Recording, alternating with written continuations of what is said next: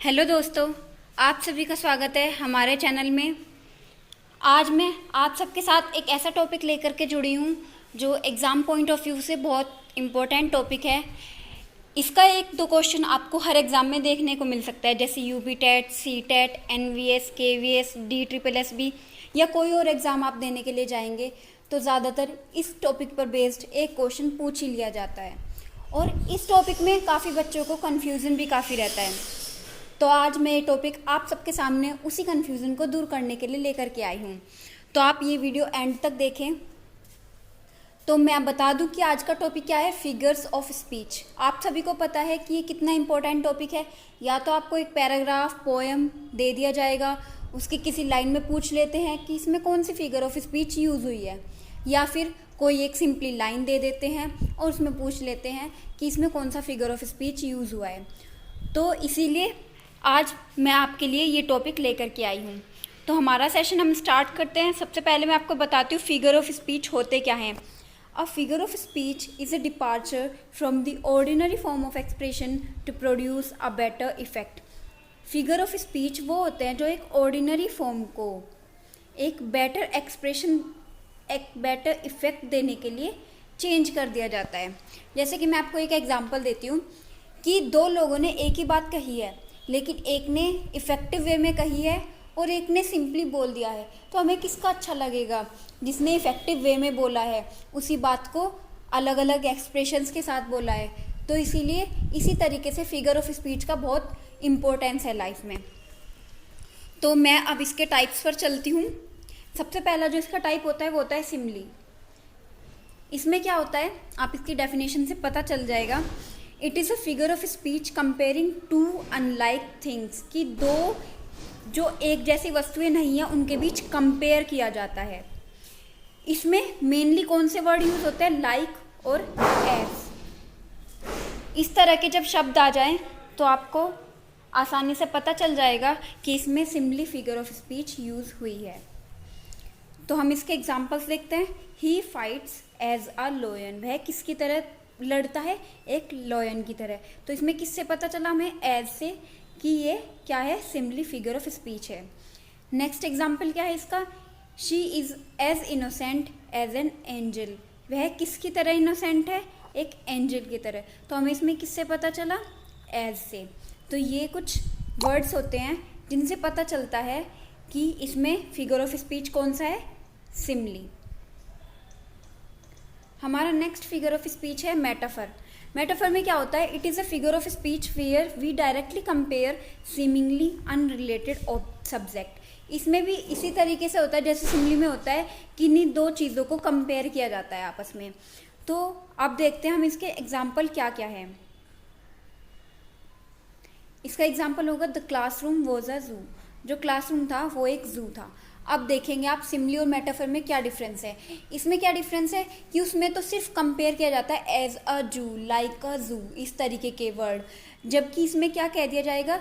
बिल्कुल बोल दिया जाता है कि जो क्लासरूम था वो एक जू था।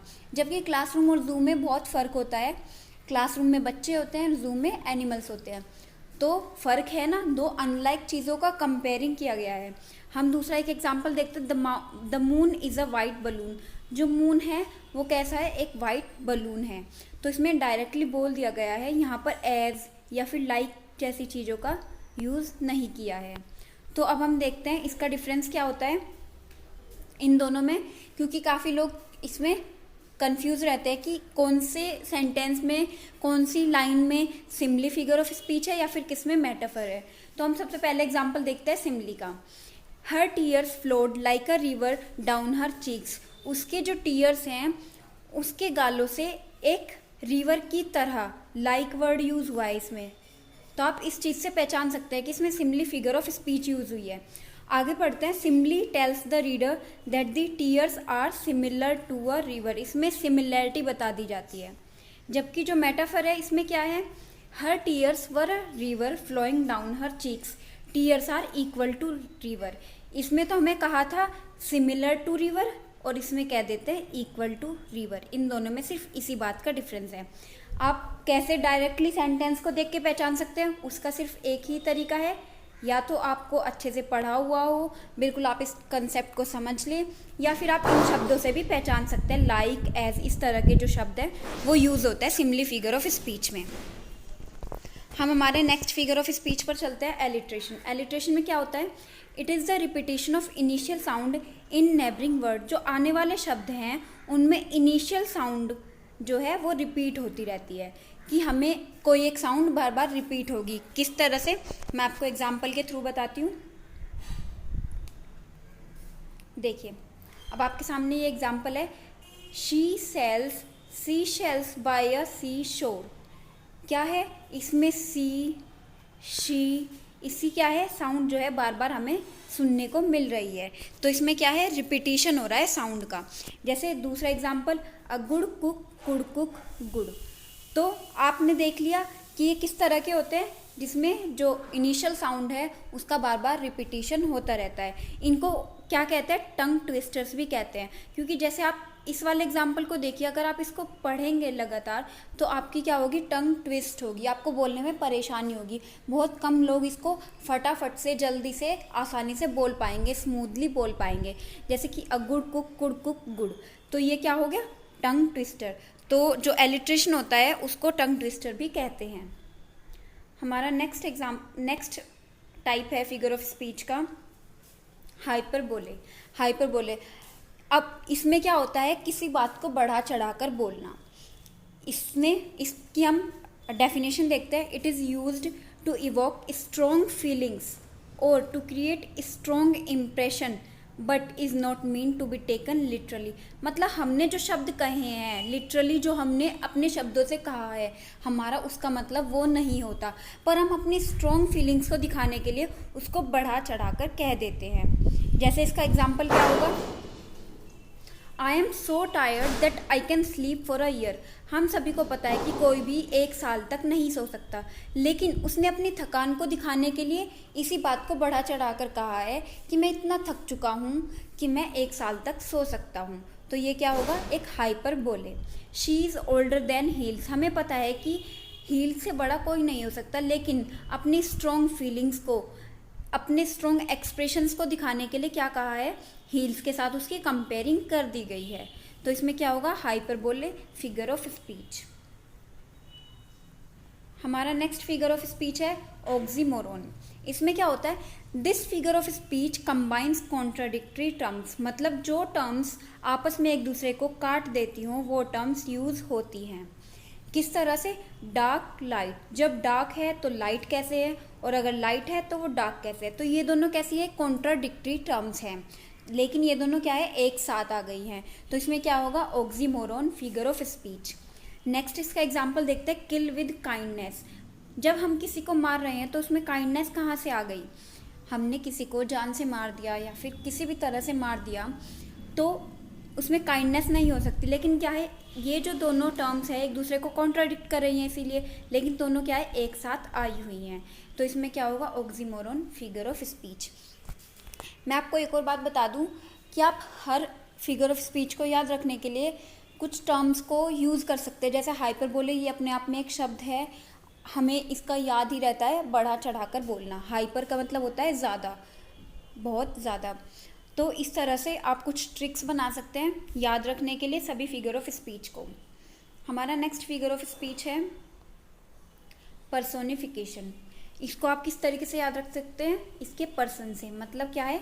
किसी एक इंसान से कंपेयरिंग की जाती है। तो हम इसकी डेफिनेशन में देखते हैं, human characteristics are attributed to an abstract quality, animal और इनएनिमेट ऑब्जेक्ट। मतलब क्या है? जो ह्यूमन की कैरेक्टरिस्टिक्स है वो किसी और चीज़ को दे दी जाती है। किस तरह से? हम इसके एग्जाम्पल में समझते हैं।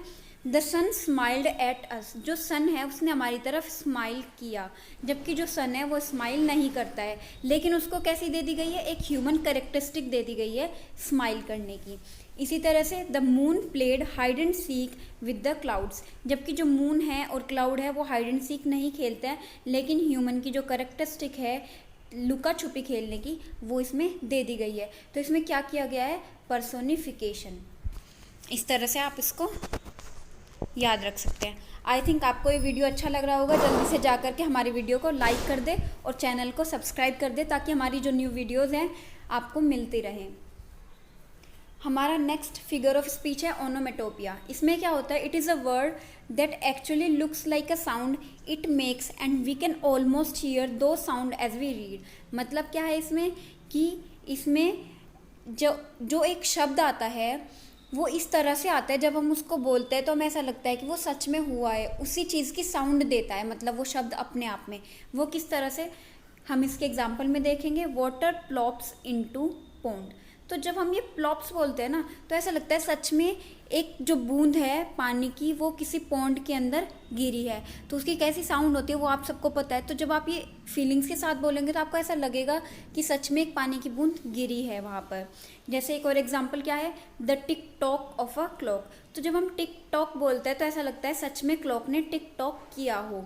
तो इस तरह के जो सेंटेंसेस होते हैं, इस तरह के जो शब्द किसी सेंटेंस में यूज़ होते हैं उनको कहते हैं ओनोमेटोपिया फिगर ऑफ स्पीच। इसमें हमें रियल में ऐसा लगता है कि वो साउंड हमने सुनी है, वो सुनी गई है। इस तरह के जो शब्द किसी लाइन में यूज़ हो जाते हैं उसको कहते हैं ओनोमेटोपिया फिगर ऑफ स्पीच।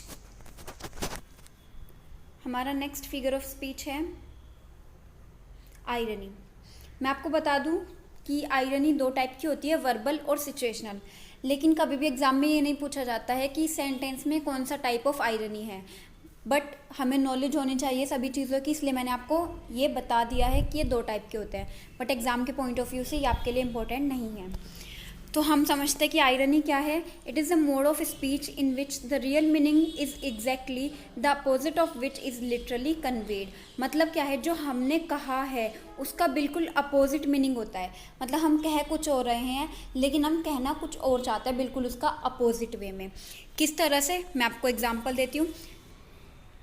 यहाँ पर मैंने दो एग्जाम्पल लिए हैं, एक लिया है वर्बल का और एक लिया है सिचुएशनल का, ताकि आप यहाँ पर ये भी समझ लें, आपके कंसेप्ट भी क्लियर होते चले कि ये दोनों किस तरह के होते हैं, वर्बल और सिचुएशनल। अब देखते हैं वर्बल में कैसा होगा। Oh great, now you have broken my new camera. तो हम क्या कह रहे हैं, ओह ग्रेट, कितना अच्छा हुआ कि तुमने मेरा नया कैमरा भी तोड़ दिया। तो ये क्या है, हमारा जो हमने शब्द बोले हैं हमारा उसका मीनिंग क्या है, एकदम उल्टा है कि मुझे दुख है कि तुमने मेरा नया कैमरा भी तोड़ दिया। तो ये क्या हो गया, वर्बल आयरनी। जबकि सिचुएशनल आयरनी कैसी होगी, a traffic cop get suspended for not paying his parking ticket. एक जो ट्रैफिक कोप है, ट्रैफिक पुलिस है, उसको सस्पेंड कर दिया गया है। क्यों? क्योंकि उसने अपना पार्किंग टिकट नहीं पे किया था। तो ये कैसा एक सिचुएशनल आयरनी है कि एक ट्रैफिक कोप को भी सस्पेंड कर दिया गया, और वो भी किस वजह से, क्योंकि उसने अपना पार्किंग टिकट नहीं पे किया था। तो ये कैसा होगा, सिचुएशनल आयरनी। तो यहाँ से आई थिंक आपको क्लियर हो गया होगा कि आयरनी क्या होती है, किसी बात को बोलना लेकिन हमारा जो मीनिंग है वो उसका अपोजिट होना। और फिर मैंने आपको दो एग्जांपल दिए हैं वर्बल और सिचुएशनल आयरनी के। नेक्स्ट है एनाफोरा। एनाफोरा में क्या होता है, it is a technique where several phrases और verses begin with the same word और वर्ड्स। मतलब बहुत सारी जो फ्रेजेस होंगी उसमें जो शुरू वाला शब्द होगा उसी से ही बिगिन होगा। वो किस तरीके से, आप इसके एग्जांपल से इजीली समझ सकते हैं। Mad world, mad Kings, mad composition. इसमें जो फ्रेजेस हैं, यहाँ पर 3 फ्रेजेस हैं और तीनों मैड शब्द से शुरू हुई हैं। तो इसमें कैसा होगा, anaphora figure of speech. Next example, I came, I saw, I conquered. इसमें क्या है, तीनों के तीनों आई से स्टार्ट हो रहे हैं। तो ये कैसा होगा, एनाफोरा फिगर ऑफ स्पीच। हमारा नेक्स्ट फिगर ऑफ स्पीच है सिनेक्डकी। इसमें क्या होता है, it is a statement in which only part of something is expressed to relate to the whole. मतलब एक पूरी चीज़ को दर्शाने के लिए उसका कुछ एक पार्ट दिखा दिया जाता है, कुछ एक पार्ट बोल दिया जाता है। वो किस तरह से, he has just got some new wheels. तो व्हील्स किस लिए दर्शाया गया है यहाँ पर, कार के लिए। जैसे हमने बोल दिया कि उसने कुछ नए व्हील्स, अगर किसी ने न्यू व्हील्स खरीदे होते तो हम उसके बारे में शायद बात ना कर रहे होते, लेकिन अगर कोई न्यू कार खरीदेगा तो हाँ उसके बारे में चर्चा ज़रूर हो सकती है। तो इसमें क्या होता है कि किसी एक पूरी चीज़ को दिखाने के लिए उसका सिर्फ एक पार्ट बोल दिया जाता है, क्योंकि व्हील जो है वो एक कार का पार्ट है, तो इसलिए यहाँ पर क्या यूज़ किया है, he has just got some new wheels. तो इसमें क्या होगा, सिनेक्डकी फिगर ऑफ स्पीच। हमारा नेक्स्ट है अंडरस्टेटमेंट। अब आप इसको समझें। अंडरस्टेटमेंट में क्या होता है, the statement which is made to be less important than what is actually being conveyed. मतलब क्या है कि बात जो कही गई है उसका बहुत इम्पोर्टेंस है, लेकिन इस तरह से कह दी गई है कि उसकी इतनी ज़्यादा कीमत है ही नहीं, उसकी इतनी ज़्यादा इम्पोर्टेंस है ही नहीं। वो किस तरह से, आप इसके एग्जाम्पल से समझेंगे। I only have $2 million. अब देखिए, आपको पता है कि जो $2 मिलियन हैं वो काफ़ी ज़्यादा होते हैं, लेकिन किस तरह से कह दिया गया है, एक ओनली शब्द के साथ। मतलब क्या होगा इसमें कि $2 मिलियन काफ़ी ज़्यादा हैं, लेकिन उनको बहुत अंडर एस्टिमेट किया गया है, एक तरीके से कह सकते हैं। तो इसमें आप इस तरीके से याद रख सकते हैं कि अंडर स्टेटमेंट कौन सा फिगर ऑफ स्पीच होता है जिसमें किसी बात को अंडर एस्टिमेट किया जाता है कि $2 मिलियन हैं तो काफ़ी ज़्यादा, लेकिन उसको ओनली के साथ बहुत ईजीली कन्वे कर दिया गया है कि मेरे पास सिर्फ $2 मिलियन हैं। हम इसका दूसरा एग्जाम्पल देखते हैं, looks like it rained a bit last night. मैं आपको इसका कैसे बता सकती हूँ कि मान के चलो कि हम रात में सो कर के उठे हैं सुबह, तो हमने देखा कि 4-5 फुट तक पानी भरा हुआ है सड़कों पर, लेकिन हम किस तरीके से कह रहे हैं, looks like it rained a bit last night, कि थोड़ी बहुत बारिश हुई है। क्या थोड़ी बहुत बारिश में 5 फुट तक पानी भर सकता है? मतलब क्या है कि हमने बोला तो बहुत आसानी से है, उसको इतना इम्पोर्टेंस नहीं दिया है, लेकिन वह बात बहुत ज़्यादा बड़ी है। तो इसमें होगा अंडर स्टेटमेंट। हमारा नेक्स्ट फिगर ऑफ स्पीच है पैराडॉक्स। पैराडॉक्स में क्या होता है, the statement appears to contradict itself. जो स्टेटमेंट है वो अपने आप को ही काट देती है। किस तरह से, save money by spending it, पैसे बचाओ उसको खर्च करके। तो हम देख सकते हैं सेव मनी और स्पेंड करना, ये दोनों क्या है, स्टेटमेंट आपस में एक दूसरे को काट रही हैं। तो इस स्टेटमेंट में अपनी ही बात एक दूसरे से कट रही है। किस तरह से, एक और एग्जाम्पल देखते हैं हम। This is the beginning of the end, ये क्या है, एक अंत की शुरुआत है।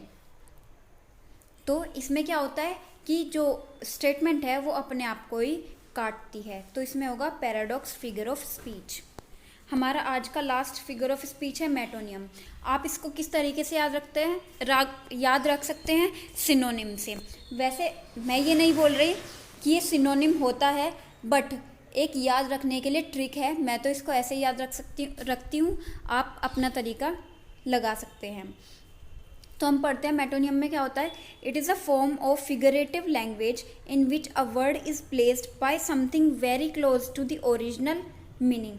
जो उसका ओरिजिनल मीनिंग है उसके जो बहुत पास वाला शब्द होगा उसके साथ उसको रिप्लेस कर दिया जाता है।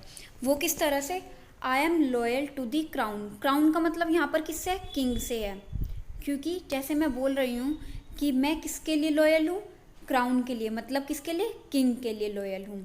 इसी तरह से दूसरा एग्जाम्पल क्या होगा, my brother just released from the big house. The big house किसके लिए यूज़ हुआ है यहाँ पर, प्रिजन के लिए, जेल के लिए।